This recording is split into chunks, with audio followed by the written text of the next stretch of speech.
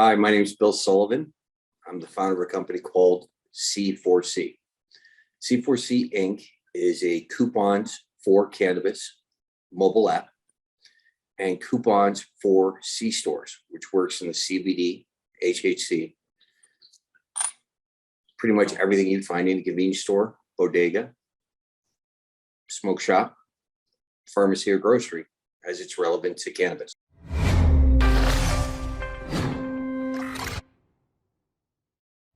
Hey, it's Kellen, and today on Diversified Game, and I hope it's a good audio, good everything. Moved into a new place, y'all, so you bear with me. Majority of you are listeners, so hopefully it will be all a blessing to you. I have Sir Bill Sullivan. He is knighted in the cannabis world for coupons, and we met at the Vegas Expo. You guys might have, remember when I was telling you guys we're going to the Vegas Expo. Anybody want to white label some stuff, hit me up, let me know. Some of you did. Some of you called me after, of course. That's the way it goes. But Bill is going to give us the game on his coupons for cannabis. Yes, folks, coupons for cannabis. I want all you guys who are thinking, you think in the left field, don't go too left. This is all legal. So stay right and get the game. But Bill, welcome to the show. How are you doing today? Hey, Kellen, I'm doing great. Thank you for having us. I really appreciate the time. Well, I appreciate you. And let me tell everybody, more than just your story, you are like a nice person. That is not easy to find somebody, there's a lot of us out there, but we're just sometimes harder to find. So I thank you for that. So to the nice person comment, my father raised me with a mantra, there but for the grace of God goes I. It's not proper English, but it teaches you respect everybody because situations changes. Yes, and I love that. You guys, especially you women listening out there, especially you ladies who say, I can't find a guy. He just said his father taught him, so you can't do it by yourself, at least not easily, Yeah. So I thank you for that. But give us the game on what you're doing. How is this, is this something that just became legal, or because cannabis is still, throughout the country, laws are changing weekly, if not daily. When did this become legal to have coupons for cannabis and to be able to do it the way you're doing it? So everything is about how you contact and work with people, the interaction, right? So any type of SMS or text or unsolicited communication is not going to be legal. We are a mobile app. We speak specifically to the consumer at the time of decision for what they want, when they want, and where they want, in a non-invasive format. We deliver coupons through the mobile app. We're POS agnostic, simple point of sale, meaning we work across all platforms and we don't require integration. We deliver the coupons, people are able to get their savings. We're now very proud to announce we've just completed an agreement that will put us in over 184,000 locations throughout the United States between HHC, THC, CBD, and all of the other ancillary products that come out of it. Congrats. That's big. That's major. What even made you think to go this route, coupons? And then, what were the first steps for those who say, wow, that's a great idea. I want to partner or pitch something to Bill, but let them know where your first steps were, because I'm sure nobody came and said, hey, Bill, here's this great idea. So I got diagnosed with cancer and went from stage 2 to stage 4 in 30 days. With the cancer, we understand the flower and the benefits. I went out and I went to a legal dispensary to purchase some marijuana, some flower, some shatter, some wax, whatever you want to do a dab. And I was just in price shock.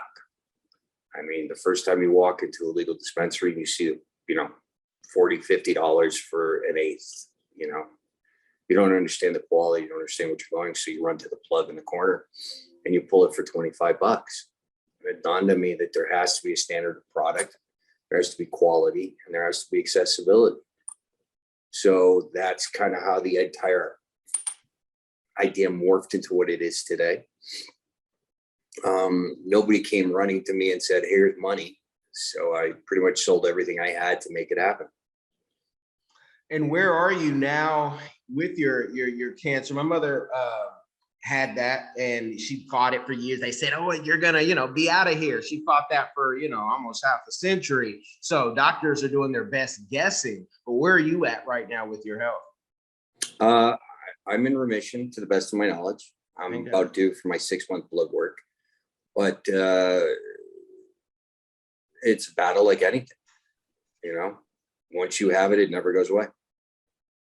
Yeah, well, thank God for that, man. Bless you in Jesus Christ's name. Let that healing let you be here for many moons, if not, a whole nother century. Because you guys know he's only like 15 years old, right? So, I'm 54 and I feel like I'm dying. But I'll tell you the greatest part about facing cancer at first and not being afraid of it. I met a lot of nurses. That's good. Did you marry any of them, or are you already married? No, I said I met. That's it. Okay. Oh, man.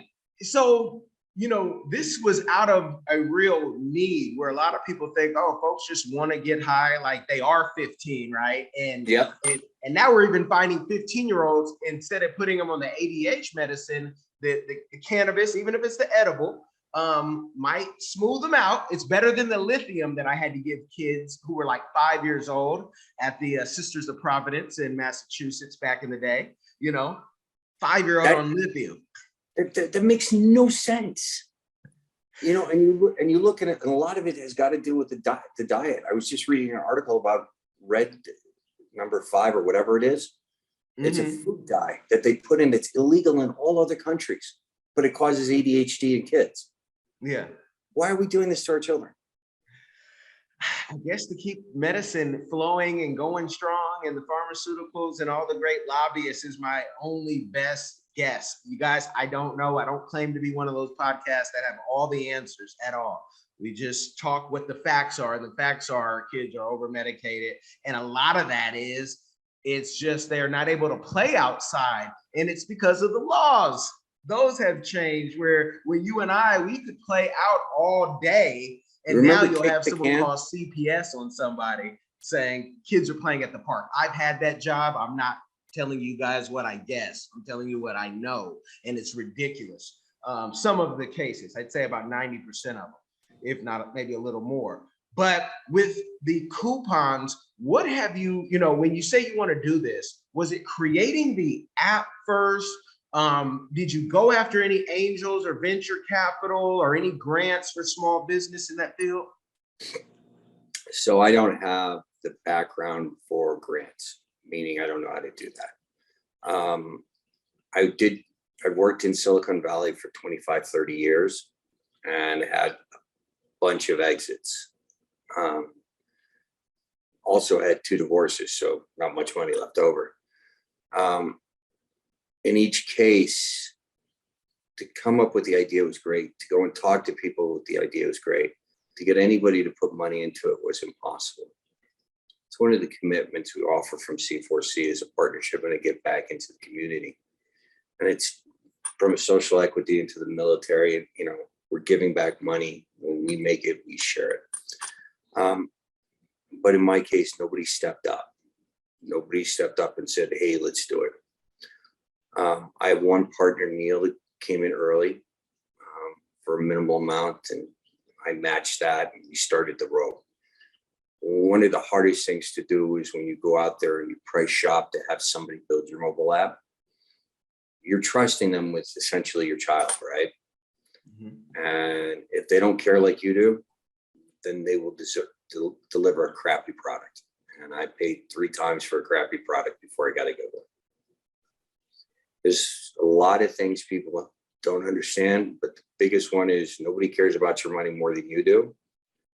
And nobody's going to put more money into it than you do. So I was forced to crack open every one of my 401ks.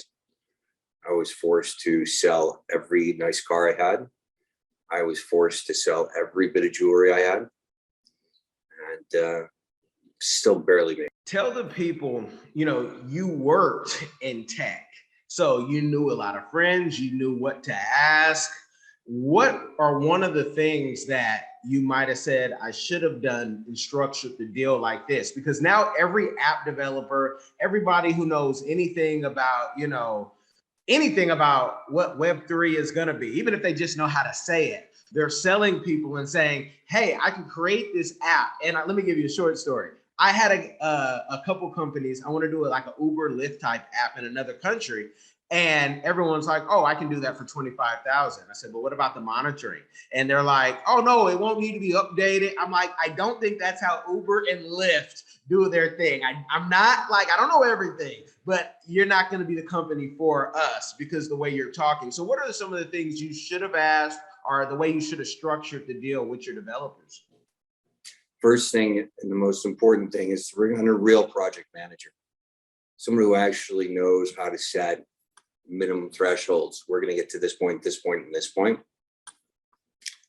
Secondly is to take the people that you know in business and really vet them, because people you trusted when you were a salesperson or you were a manager or whatever, and now they're working on their own, a lot of them are in it just to take your money. It is, you literally have to put it, if you expect somebody else to work for you and help you build something and they're going to put in 30 hours, be prepared to put in 90 behind it.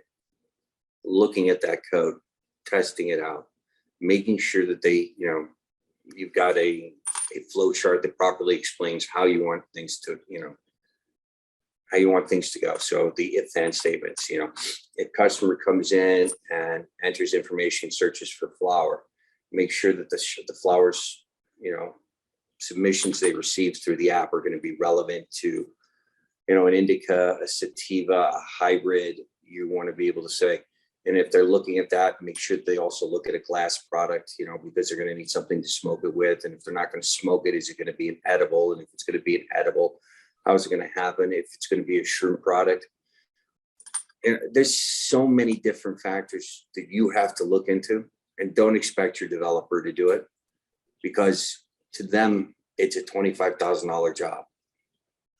And then when they get to 25 and they tell you have to pay them another 25, and then you got to pay them another 25, and suddenly that 25 becomes 250, you got some serious issues. There's a difference between offshore and onshore development. I can't even begin to explain the benefit of having somebody close to you that you can go and talk to when you're developing something, and how language barriers can really differentiate between a quality product and a not quality product. Just think about somebody in, I don't know, let's say the Philippines doing your development. Let's say it's in India and Bangalore. English is not a first language for them. They're using some type of translation service. Just the verbiage will be a difficult amount for you to pass. These are just certain things you gotta look for. And let me go somewhere deeper. And with just a side note, I'm saying this, not Bill. This is why when people say in Silicon Valley, oh, why do things look so white? Why are things like everything from Harvard or Boston? You're doing business with people and that you can relate with half the time. It's not till you really try to explore and you want to find what a diverse team. You want to find some women who drive trucks for your trucking business. Like you have to really, and when you're building something, you're not necessarily thinking that. You're trying to just find good people. So no matter what they look like, that's why it's not rocket science. And this is Diversified Game, where I love to talk about diversity, but we have to talk about it and not just have it be like some classroom where somebody who might be a minority, whether they're a woman, wherever they're from, and then they're just talking at you. And it's nothing practical. I just had to throw that out there because I lived in Seattle and I said, this is BS. I lived in Lubbock. This is BS. And it's the same BS of what we think diversity and working with teams. And it's like, that's a real thing. You might say something to someone in the Philippines that might get you canceled here in America in reverse. So I just want to throw that out there. Now, you have the company now, but from my research, I think you built you have a team, and are you even your own CEO? Don't you have a CEO now that you've made someone a CEO? Talk about how that relationship came together. So let me take a step back. You just mentioned Harvard and Yale and a bunch of the, quote unquote propeller heads, as I put it. I have a high school degree. I never went to college. Well, I did actually. I think I went for a semester, and I don't think I really participated. There's a lot of benefit to education, but there's also a lot of entitlement. And just because you have a degree doesn't mean you're qualified. Just because you have a degree doesn't mean you actually did the work. Just because you're some white guy doesn't mean you're smarter than a black guy. People are people, and you can find an incredible team. And my team is diverse. Every day I'd like it to be more diverse. And this is not from a politically correct standpoint.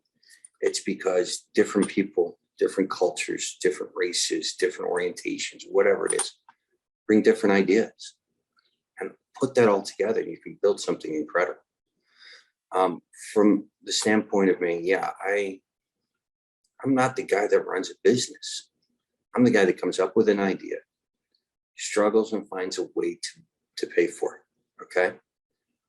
And then at some point, you've got to hand it off to somebody else that knows how to run the day-to-day government, taxes, payroll, HR, everything, right? And very blessed to have Sasan, who joined us to do that for us. He runs the day-to-day operations.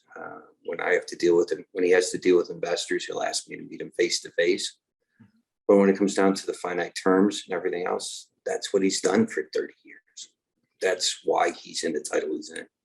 Why I'm an evangelist. Why I get in my car and Bill, we need you to meet somebody in LA, and I'll drive to LA from Las Vegas, or I'll drive to Arizona, or I'll drive to Seattle. And not Seattle. I've actually driven to San Francisco, but you understand my point. You get on a plane, you do whatever you have to do to make your business successful. The recent agreement that we just executed for 184,000 storefronts, it was 7 months in the making, and it was just a by chance, introduction or meeting like we had. You and I just met at that trade show, and everything seemed to click.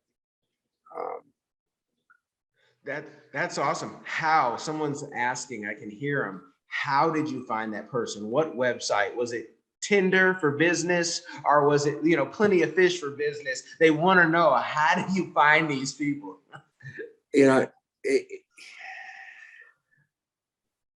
Usually it's through somebody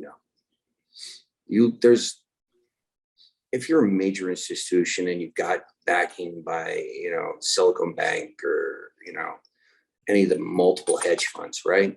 They usually come in, they put a bunch of money in with you, and then install their own management team. I kind of skipped everybody putting a bunch of money in me, and I just went straight to, spend all of my money, run around with my pockets empty, which is really great when you meet a beautiful woman at an airport and you're like, can I buy you a beer? And then you got to look at your Venmo account to make sure you have enough to cover. But the reality is I got lucky, and a lot of teams aren't lucky, but a lot of teams are really, really smart, and they can do it on their own. They just have to miss the minefields on the way. Wow. Okay, so there's no cookie cutter AI, Google Nest, Siri can't tell you, find me a CEO. You just got to put in the footwork.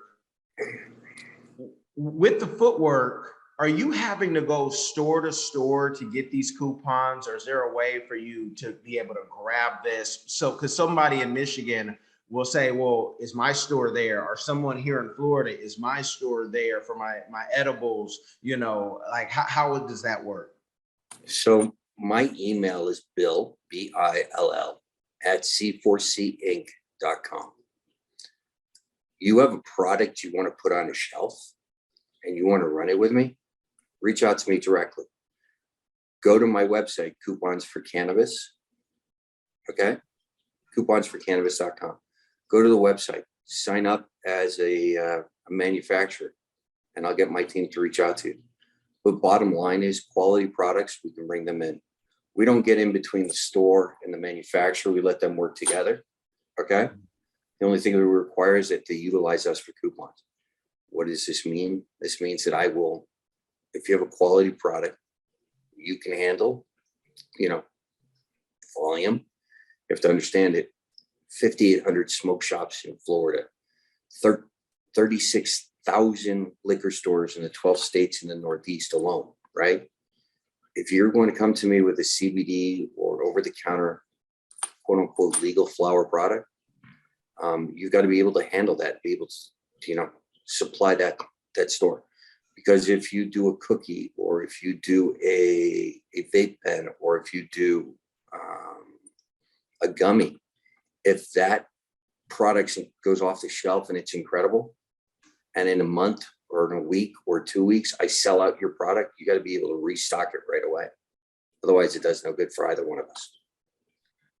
Let me just make it clear, because I sometimes I can hear like the audience. I get to know the audience and I can hear them. So I could see somebody saying, well, you know what?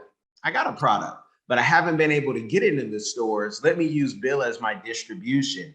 And if he takes it, then I can, spread out. Is that something that you're open to and that you do? My email is bill@c4cinc.com. That's in numeric 4, by the way. So it's C as in Charlie, 4 is in the numeric 4, C as in Charlie, I as in India, N as in, I screw this military up on the N all the time. N is in Nathan, I think, and then C is in Charlie.com. Send me your product, send me your specs, send me an invite for a meeting, and I'll talk to you about it. Because I know as a small guy that has been very, very lucky. And this is not skill, this is luck. The right time, the right place to meet the people. I know how hard it is. We'll talk, we'll work it out. If you can supply, if you can manufacture, if you do not have any issues, then I'll play with you. I go to Champs trade shows. I go to MJ BizCon. I go to MJ Unpacked. And I tell people all the time, I'm not going to take your card. I'll give you mine. And then it's amazing how many people don't call me. I'm like, this is really what I love to do. Selling is easy. And by the way, I make money from it. So it's not like and it's the flat, I'm going to charge you the coupon rate. You're going to use my coupons to sell your product. I'm going to make money. You're going to make money. All boats float. That's the way you have to do things in life. Definitely. And making money is a great thing. Scriptures say money answers all things. But with that money, givers keep on getting. What is a community give back? And coupons is one heck of a give back. So you mentioned that. But what's a community give back that you've done, or maybe one that you'd like to do in the future? So when I make this statement, it's going to sound canned, but it's not. All right. My statement earlier, where I said all boats float, I would like to take every person that sits out there and says, I can't, I don't have the connections, I don't have the ability, I don't know, or I'm too small or whatever. And if they truly have a great product, I'd love to be able to help them do and be more successful. And when you turn around and say that, there's many ways you can make people successful. Network, finances, partnership. I mean, it just grows. It's amazing what you can do. Is if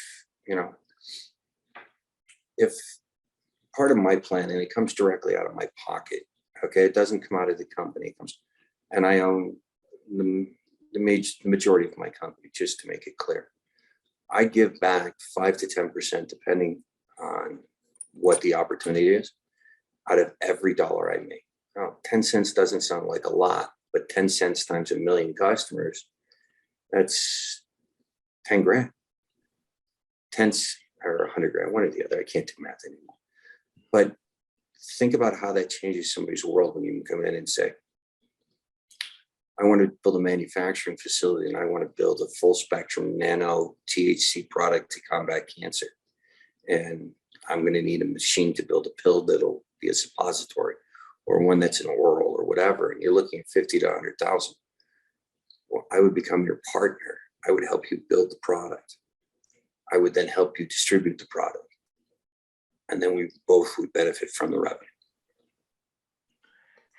How far do you think we are from you being on like a Shark Tank? I know Shark Tank hasn't done a cannabis thing, so maybe you have to call it coupons for CBD, right? But how far do you think? I know Kevin Harrington, which the Shark you guys don't see a lot since the first episodes. He's in a cannabis deal, or he's at least on a board. But how far do you think it is till you can actually maybe get on a platform like that if interested? It's not relevant to me anymore. It was a year ago. With the recent agreement we have completed, to make it as simple as possible, if I make $1 a day per store at 184,000 stores, I don't need a Shark Tank. I'm the guy that's helping everybody now. Gotcha. You're doing good. Then, so on top of that, how far are you from creating a course, making a book, or even if it's just a YouTube, to give all this wisdom? For all the intellectuals, I'm not a smart guy. I'm a simple guy. I'm the guy that, at 18, when I decided that he couldn't go to college or wouldn't go to college or whatever the story, I couldn't afford it.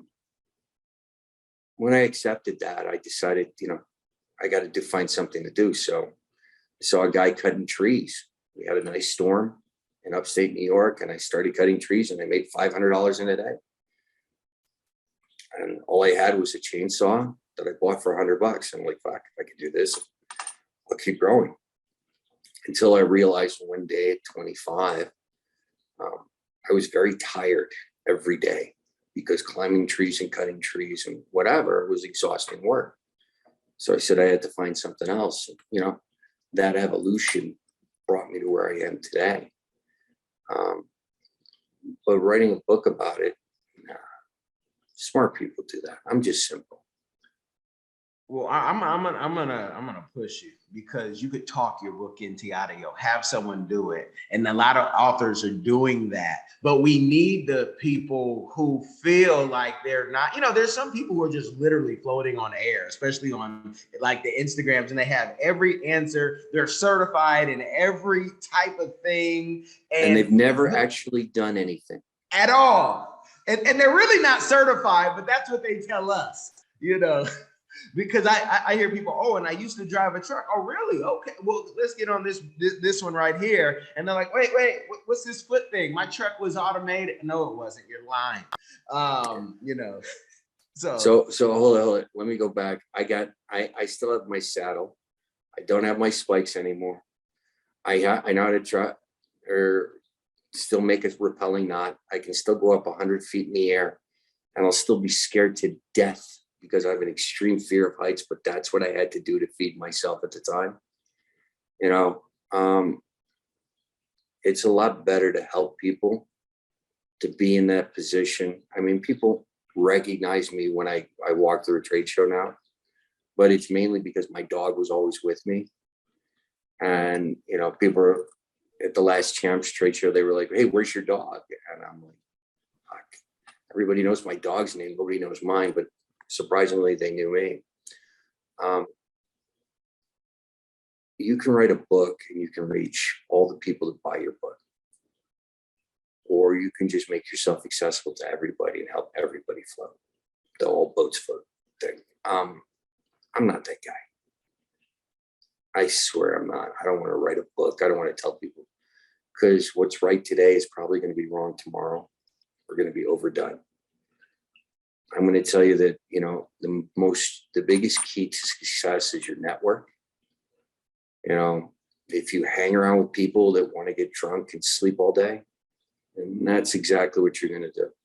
If you're going to hang around with people that get up at 5 o'clock in the morning, go for a run, do something healthy for themselves, get a breakfast that's all protein, low carb, stuff like that.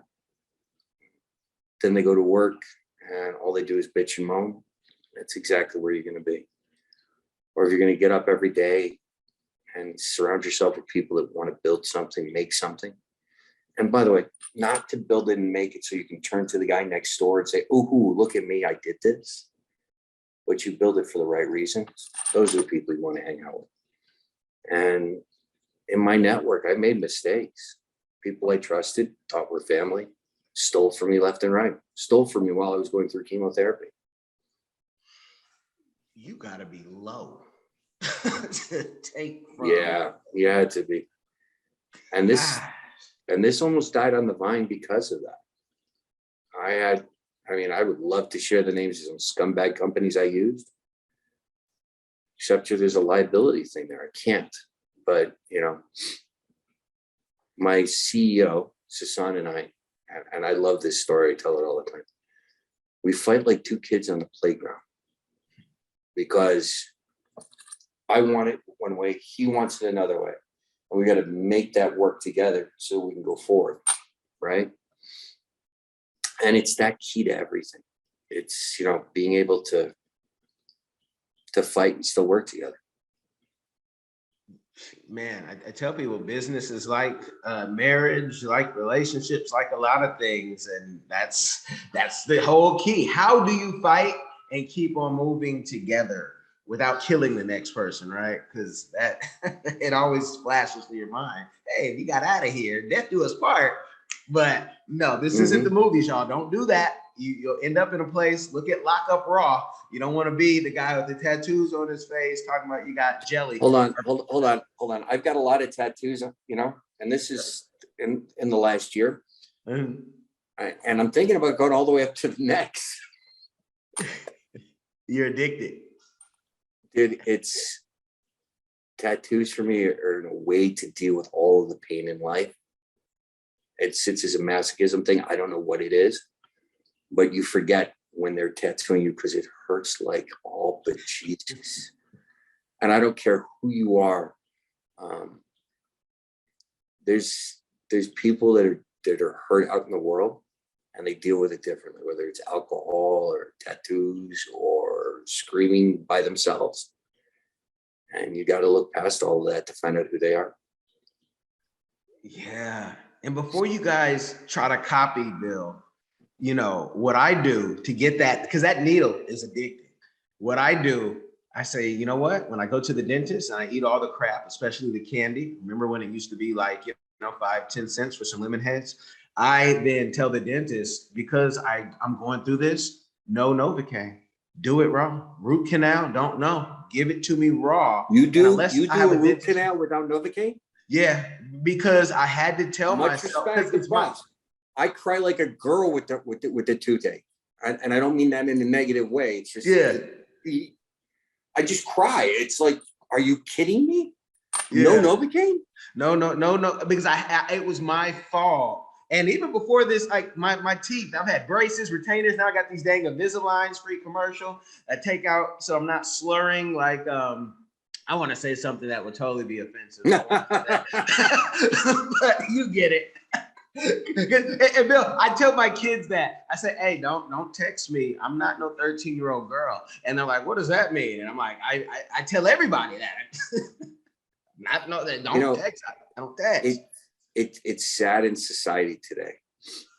And I call it snowflakes. So many people are so offended. I'm 54. When I was 18 and I was depressed, somebody slapped me in the back of the head, said, stop being a little candy ass, get going. And that's what you had to do. If you had financial problems, guess what? Get a second job. If you had, if you got a girl pregnant, guess what? You're a dad, step up. You know what I mean? Yeah. If she wanted to take, and I went through hell in child support. I'll tell you a story. This is funny. There was a woman in child support court who hated me. My ex was not a good person, and I don't want to go into details, but everything bad that you can think, she's done. Okay. She was arrested for domestic violence, the number 2, the expensive one, against me. And yet I went into court, and because I was male, I was just treated like garbage. And I finally got 100% custody of my daughter. And I had it 7th grade, the end of 7th grade, all the way through her senior year of high school. And then she went back to her mother, and it cost me 6 figures for 6 months.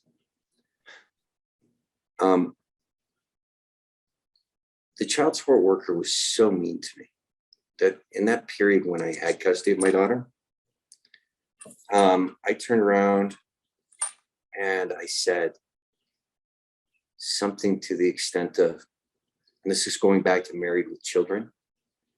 I said, "You're not a size 4. You're strangling your toes." And she just looked at me and it was on. And all I have to say is it was worth that money to stand up for myself. And I had to pay it. But, people today, and it's so sad that we have to be so PC, have to understand.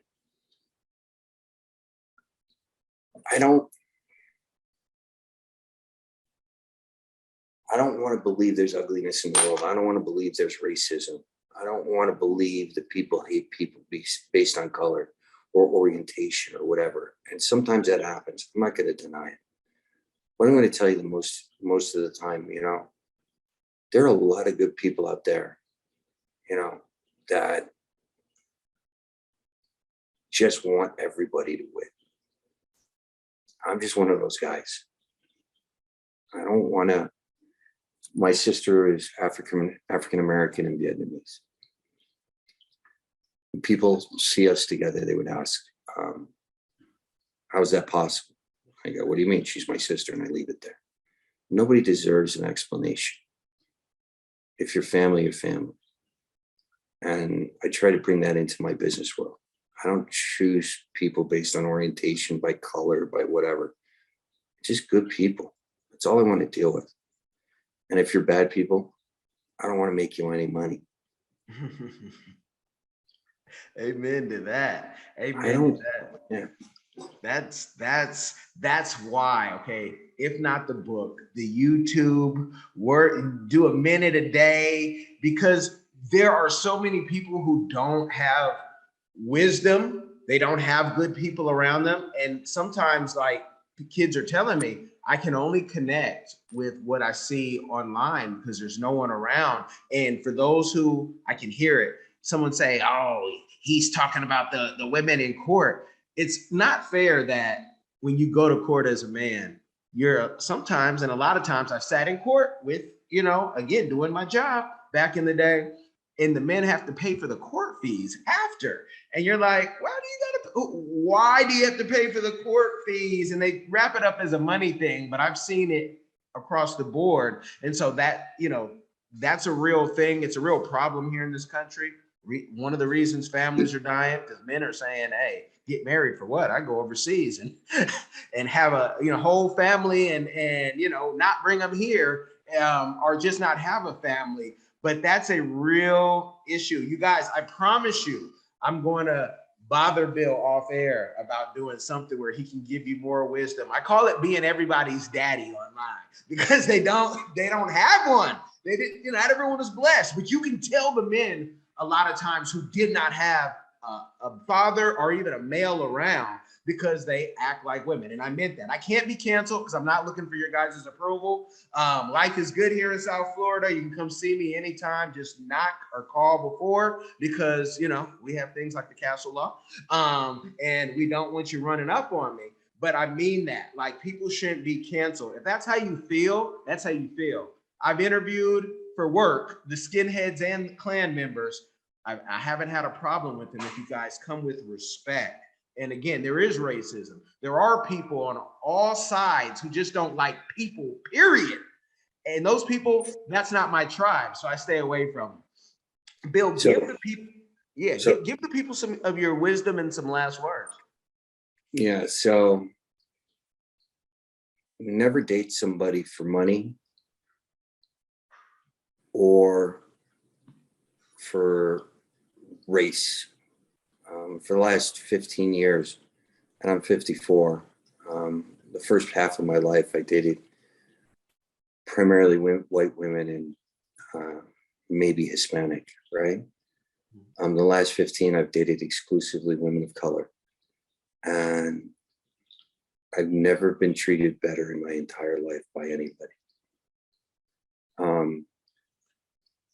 Never judge a book by its cover. Always wear a good pair of shoes when you're at a meeting, whether they're sneakers or shoes. You can have a watch on your wrist and that'll tell people that you have money. But if you don't have a soul, nobody's going to want to do business with you. Come talk to us at C4CA. If you have a quality product, I'll help you. Why? Because I'm a scumbag and I'm going to make money off of it. That's a reality. But why not make it for you also? The key to everything is your network. Trust who you work with. And if you don't trust them, don't work with them. If you're in a relationship, husband, wife, wife, whatever it is, if your partner doesn't support you 100% every day on what you're doing, that's called toxic. Get the hell out. You can't grow to be your best self unless you're with somebody that believes in you as much as you believe in yourself. And if they don't believe in you, get out. When you're successful, people will stand in line with their hand out to tell you what they did to help you. When you're struggling and you're building it, everybody will stand in line to kick you in your own butt and tell you can't do it. Someday you will succeed. Just don't give up. Amen. Amen. You guys have been blessed with the game. A great storyteller always has you wanting more. That's why I'm cutting it off so you can go explore Coupons for Cannabis. Download it on your Play Store or whatever that thing you guys have at Apple. I don't know what that thing is, called, but it has a cute little Apple button. You guys can download it there as well. Links will be in the description, whether you are, the minority of you are watching, but the majority of you are listening on Apple, iHeart, Spotify, and our latest partner in Freetown, Sierra Leone, AYV Radio. Hope they're still playing us over there. You guys make sure you share this game. It will change someone's life. Be blessed. Are you tired of the rat race in America? Are you ready to visit the motherland to relax and rejuvenate? Are you ready to explore all that Africa has to offer? Then check out the brand new Diversified Game Academy course, Prepare for My First Trip to Africa. Are you worried about being able to afford the trip? We got you. We will show you how to travel either on a budget or as a baller. Learn how to stress the value of the USD. Did you know that 100 United States dollars is worth over 1,000 South African rand or 10,000 Kenyan shillings or 54,250 West African CFA? Are you worried about taking your kids? Get the game from Kellen Cash, a bona fide world traveler, having traveled to almost 20 countries, several of those in Africa. Get the game on taking your kids on their first trips. Learn how to find the best tickets, get the visas, and plan your own adventures in Africa. Don't let Eddie Murphy have all the fun. Plan your own coming to Africa trip starring you, produced by you, and featuring you. If you are ready for a life-changing experience, sign up for our course today, Diversified Game Academy. Get prepared and purchase at diversifiedgame.com.